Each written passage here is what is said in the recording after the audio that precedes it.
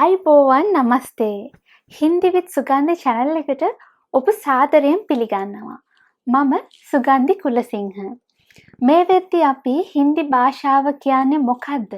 සහ හින්දි වර්ණමාලාව කියන්නේ මොකක්ද කියලා අපි දන්නවා. ඒ වගේම හින්දි වර්ණමාලාව ලියන්න සහ උච්චාරණය කරන්නත් අපි දන්නවා.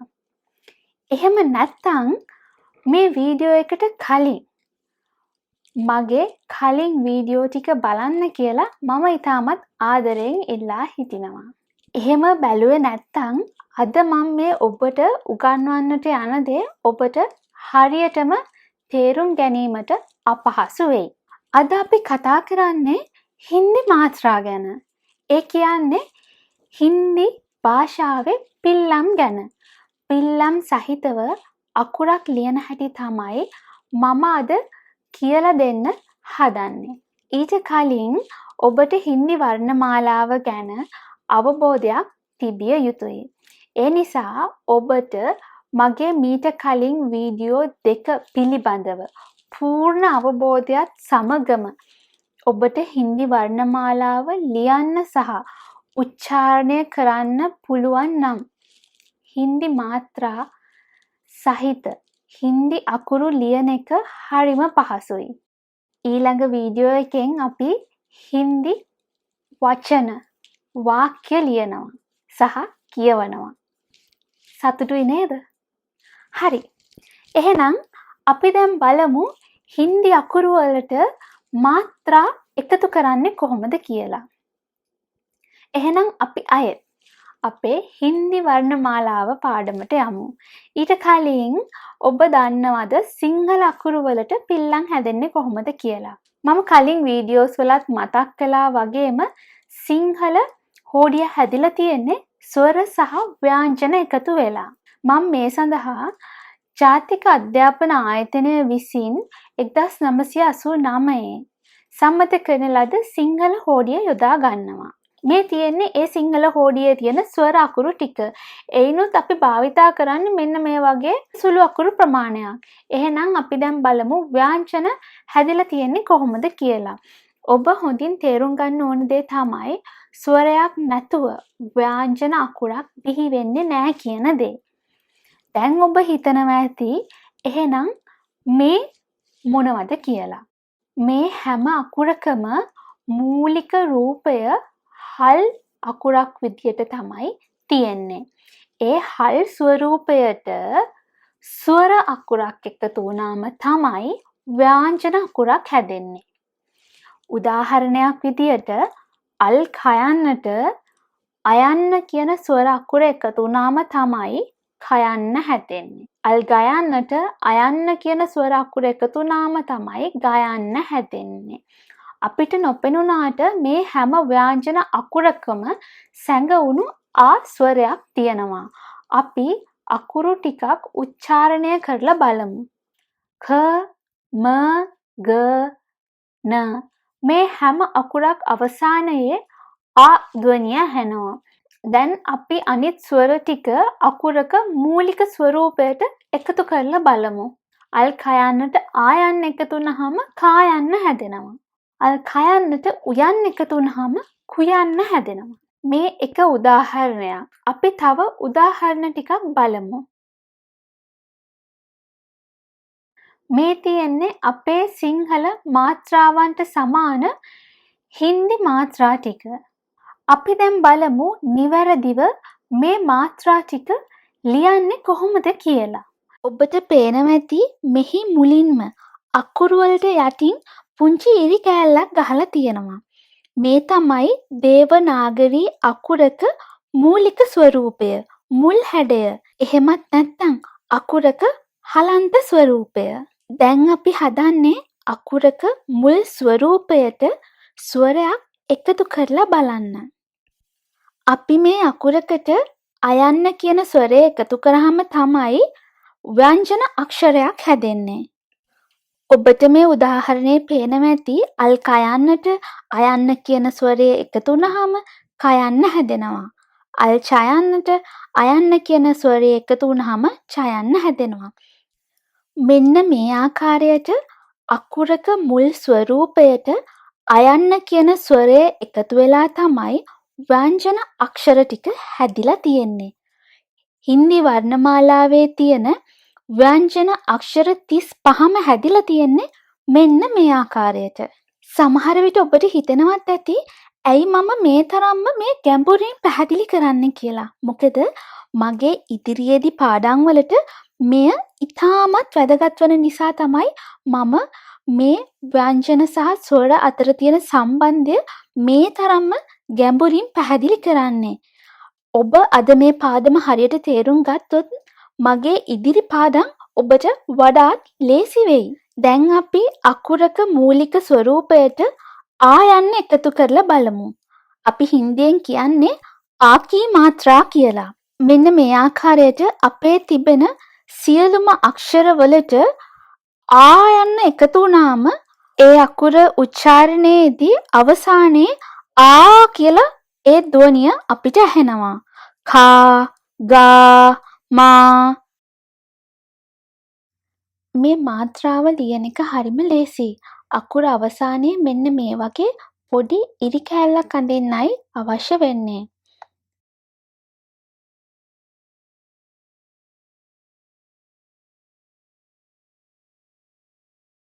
මේ තියෙන්නේ අකුරක මූලික ස්වරූපයට ඊ කියන ස්වරය එකතු වුනහම හැදෙන මාත්‍රාව.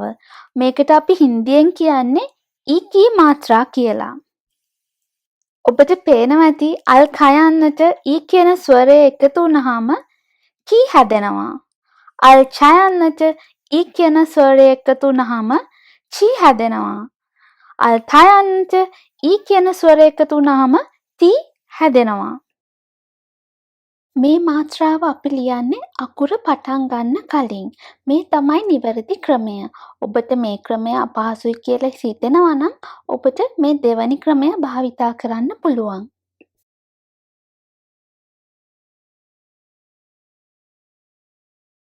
දැන් අපි බලමු අකුරක මූලික ස්වරූපයට ඊයන් එකතු වුනහම මාත්‍රා හැදෙන්නේ කොහොමද කියලා. මේකට හින්දියෙන් කියන්නේ නම් බඩී ඊකී මාත්‍රා කියලා. මෙහිදී බඩී කියලා කියන්නේ විශාල එහෙම නැත්නම් දීර්ඝ කියන අර්ථයෙන්. අල් කයන්නට ඊයන් එකතු වුනහම කී යන්න හැදෙනවා. අල් ඡයන්නට ඊයන් එකතු වුනහම චී යන්න හැදෙනවා. මේ පිල්ලම ලියන එක හරිම ලේසියි. අපි කලින් ලියපු පිල්ලමම අකුර අවසානයේ ලියන්නයි අවශ්‍ය වෙන්නේ. මේ තමයි නිවැරදි ක්‍රමය.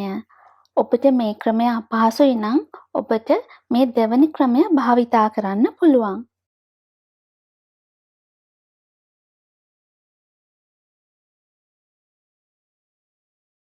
දැන් අපි බලමු අකුරක මූලික ස්වරූපයට ඌ කියන ස්වරය එකතු වුනහම මාත්‍රා හැදෙන්නේ කොහොමද කියලා. මේ මාත්‍රාවට හින්දියෙන් කියන්නේ ඌකී මාත්‍රා කියලා. අල් කයන්නට උයන්න එකතු වුනහම කුයන්න හැදෙනවා. අල් ඡයන්නට උයන්න එකතු වුනහම චුයන්න හැදෙනවා. අල් තයන්නට උයන්න එකතු වුනහම තුයන්න හැදෙනවා. මේ මාත්‍රාව ලියන්න හරිම ලේසි. අකුරට යටින් චූටි මෙන්න මේ ආකාරයේ පිල්ලමක් යොදන්නයි අවශ්‍ය වෙන්නේ. මේ තියෙන්නේ බඩී ඌකී මාත්‍රා. අකුරක මූලික ස්වරූපයට ඌ යන්න එකතු වුනහම හැදෙන මාත්‍රාව තමයි මේ. අල් කයන්නට ඌ යන්න එකතු වුනහම කූ යන්න හැදෙනවා. අල් ඡයන්නට ඌ යන්න එකතු වුනහම චූ යන්න හැදෙනවා. අල් තයන්නට ඌ යන්න එකතු වුනහම තූ යන්න හැදෙනවා. බඩී ඌකී මාත්‍රාවත් හරිම ලේසි. අකුරට යටින් මෙන්න මේ ආකාරයේ පොඩි පිල්ලමක් ලියන්නයි අවශ්‍ය වෙන්නේ. දැන් ඔබ මතක තබා ගත යුතු විශේෂම දේ තමයි රයන්නට ඌකී මාත්‍රා යොදද්දී මෙන්න මේ ආකාරයෙන් රයන්නේ තියෙන මේ බඩ මැද්දෙන් තමයි මේ මාත්‍රා දෙක යොදන්නේ. ඒ බව ඔබ හොඳින් මතක තබා ගන්න. මේ තියෙන්නේ රීකී මාත්‍රා.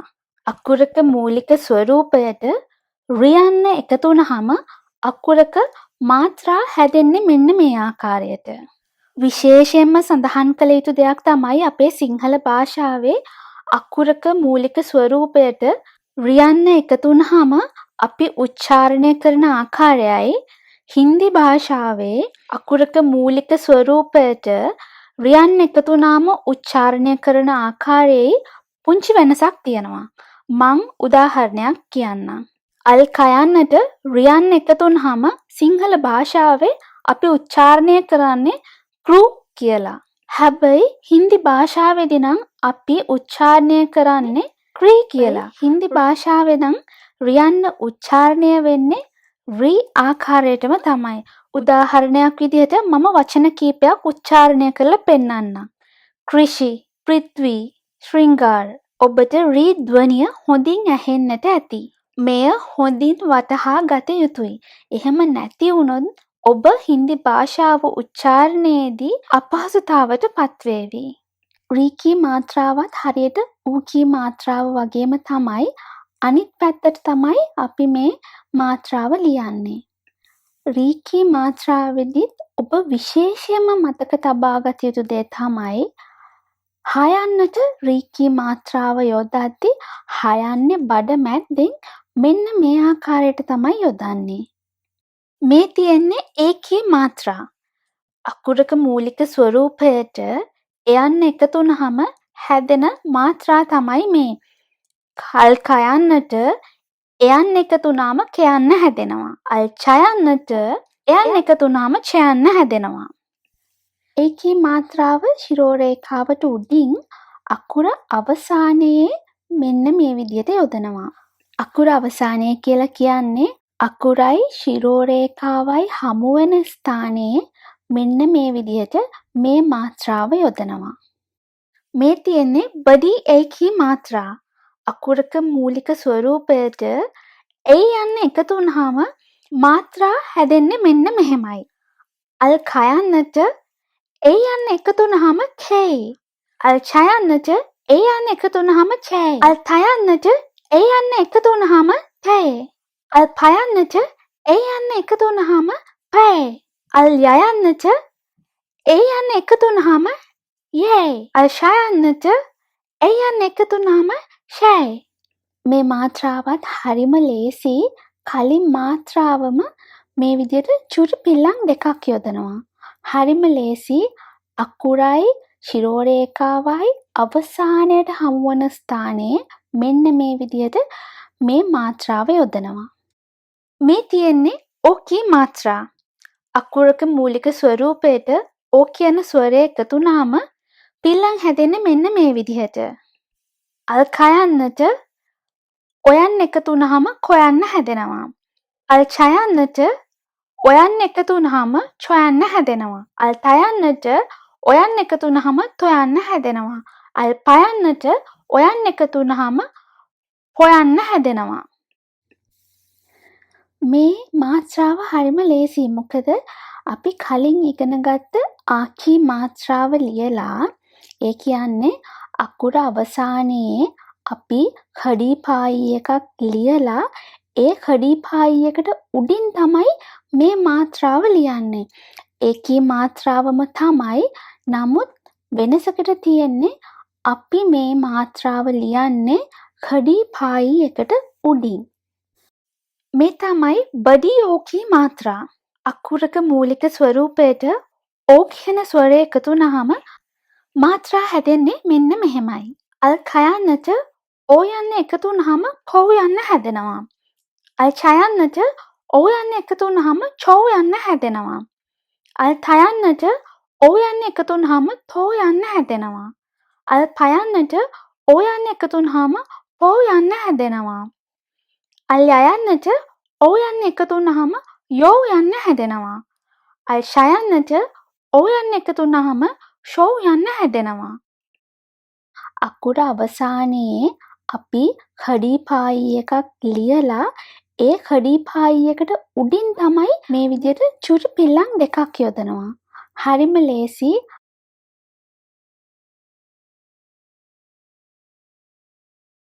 හින්දි භාෂාවේ මාත්‍රා ටිකක් නිවැරදිව ලියන්න අපි දන්නවා.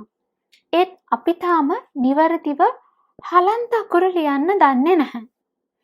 අපි සිංහල භාෂාවෙන් අකුරු හල් කරන විදි දෙකක් තියෙනවා.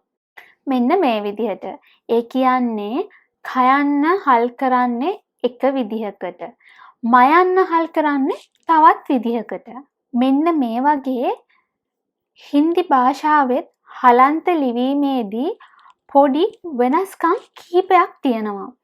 ඒ තමයි ඛඩිපායි එකක් නැති.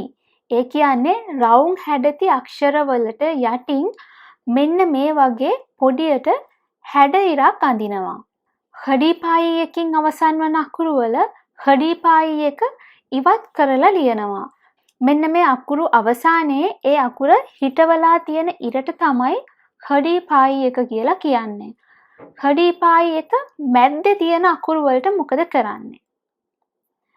ඒ වගේ අකුරක අකුරෙන් භාගයක් ලියනවා. මෙන්න මේ වගේ. එතකොට රයන්නට මොකද වෙන්නේ? රයන්න මේ කිසි නීතියකට අයිති වෙන්නේ නැහැ. රයන්නත් ටිකක් විශේෂයි. යම් අවස්ථාවල රයන්න මෙන්න මේ විදියට හලන්ත කරනවා. රයන්නට යටින් අර කලින් වගේ පොඩි ඇල ඉරක් අඳිනවා. එහෙම නැත්නම් මෙන්න මේ වගේ අපි හරියට රේපය භාවිතා කරන්නේ. අන්න ඒ වගේ අපි මෙන්න මේ වගේ පිල්ලමක් භාවිතා කරලා හලන්ත කරනවා. අපි මේ වෙද්දි හින්දි අකුරකට මාත්‍රා එකතු කරන්නේ කොහොමද කියලා දන්නවා. ඒ වගේම තමයි අකුරක් හල් කරන්නේ කොහොමද කියලා දන්නවා.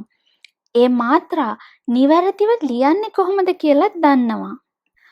මම හැමතිස්සෙම හින්දි අකුරු කියලා කිව්වට මේ අකුරු හින්දි අකුරු නම් නෙමේ. මේ අකුරු වලට කියන්නේ දේවනාගරි ලිපි කියලා. නමුත් අපේ එදිනෙදා ව්‍යවහාරයේ අපි කියන්නේ හින්දි අකුරු. එහෙම නැතුව දේවනාගරි ලිපි කියලා පාවිච්චි කරනවා බොහොම අඩුයිනේ. ඔබට පහසුවෙන් වටහා ගන්න ඕනි නිසායි මම මේ හැම වෙලාවෙම හින්දි අකුරු කියලා භාවිතා කරන්නේ. එහෙම නැත්නම් හරිම වචනය තමයි දේවනාගරි ලිපි. ලිපි කියලා කියන්නේ අකුරු වලටනේ. ඔබට මේ chart එකේ පේනවා ඇති. අපි මේ වීඩියෝ එක පුරාවටම ඉගෙන ගත්ත දේ මම සංක්ෂිප්ත කරලා මේ chart එකේ ලියලා තියෙනවා. ඔබට පුළුවන් කයන්න ගත්තොත් කයන්නට මාත්‍රා එකතු වුනහම අකුර කොයි වගේද කියලා මේ chart එකට අනුව බලා ගන්න. මං මුලින් කියලා දුන්න කිසිම දෙයක් ඔබට තේරුනේ නැත්තම් මේ chart එක දිහා හොඳට බැලුවොත් අකුරකට පිල්ලම් එකතු වුනාම ඒ අකුර වෙනස් වෙන්නේ කොහොමද? අකුර හල් වෙන්නේ කොහොමද කියලා මේ chart එකෙන් ඔබට දැක බලා ගන්න පුළුවන්. ඔබ හිතනවා නම් මේ chart එක print out එකක් අරගෙන ඔබේ ළඟ තියාගෙන නිතරම පාඩම් කරන්න ඕනි. එහෙම නැත්නම් බිත්තියේ හරි කොහේ හරි අලවලා තියාගන්න ඕනි කියලා ඔබ හිතනවා නම් ඔබට පුළුවන් මගේ description box එකට ගිහිල්ලා මේ chart එකට අදාළ link එකට ගිහින් මේ chart එක download කරගෙන print out අරගෙන ඔබට පේන මානේ තියාගෙන නිතර දෙවේලේ ඔබට පුළුවන් වර්ණ මාලාව සහ මාත්‍රා ලියන්නේ කොහොමද කියලා පුරුදු පුහුණු වෙන්න. මගේ ඊළඟ වීඩියෝ එක බලන්න කලින් මේ හැමදේම නිවැරදිව පුරුදු පුහුණු වෙන්න. මම විශ්වාස කරනවා ඔබට හින්දි භාෂාවේ මාත්‍රා ලියන්නේ කොහොමද කියලා හරි හැටි වැටහෙන්න ඇති. ඔබට මේ පිළිබඳව කුමක් හෝ ගැටලුවක් ප්‍රශ්නයක් තියෙනවා නම් ඔබට පුළුවන් පාටින් කමෙන්ට් කරලා විමසන්න. ඒ විතරක් නෙමෙයි හින්දි භාෂාව ඉන්දියානු සංස්කෘතිය සම්බන්ධ සියලුම ඕනෑම ප්‍රශ්නයක් ඔබට මගෙන් අහන්න පුළුවන්. ඔබ ලෝකෙ කොහේ හිටියත් හින්දි භාෂාවට ඇලුම් කරනවා නම් මාත් සමග එකතු වෙන්න ඔබට පුළුවන්. මගේ channel එක subscribe කරලා ඒ ළඟම තියෙන සීනුවත් නාද කරලා තියාගන්න. එතකොට මම වීඩියෝ එකක් දැම්ම ගමන්ම ඔබට මාත් සමග එකතු වෙන්න පුළුවන්. එහෙනම් අපි මගේ ඊළඟ වීඩියෝ එකෙන් හම්බෙමු. දන්නවනේ ඊළඟ වීඩියෝ එක හරිම විශේෂයි. අපි හින්දි වචන සහ වාක්‍ය ලියන්නයි හදන්නේ. ඊළඟ වීඩියෝ එකෙන් අපි හින්දි වචන සහ වාක්‍ය ලියමු. සන්තෝසයි නේද? මේ අපේ 4 වෙනි වීඩියෝ එක. සුමිහිරි හින්දි භාෂාව ලේසියෙන්ම ඉගෙන ගමු. රැඳිලා ඉන්න මාත් එක්ක. මම සුගන්ධි කුලසිංහ. නමස්තේ අයුබෝවන්.